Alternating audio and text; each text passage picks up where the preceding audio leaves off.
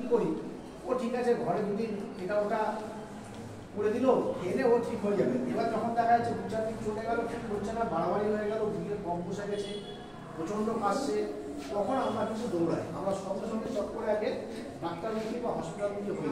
এইটা আমাদের মানে ব্যাড অভ্যেস, এইটাকে একটু ভালো করতে হবে যে শরীর খারাপ হওয়া মাত্র আগে সঙ্গে সঙ্গে পরিষেবাটা না, চিকিৎসা পরিষেবাটা না। আর তার সাথে যেগুলো আমি বারবার এসে করি সেইগুলো মেনটেন করে চললে আশা করা যায় একটা সুস্থ শরীর। সুস্থ শরীর তো না, এখন সুস্থ মনও তৈরি হবে। শরীর যদি সুস্থ না থাকে, মন ভালো লাগে, পড়াশোনায় মন বসে, কাজে মন বসে, একটা সুস্থ শরীর না হলে সুস্থ মন হয় না।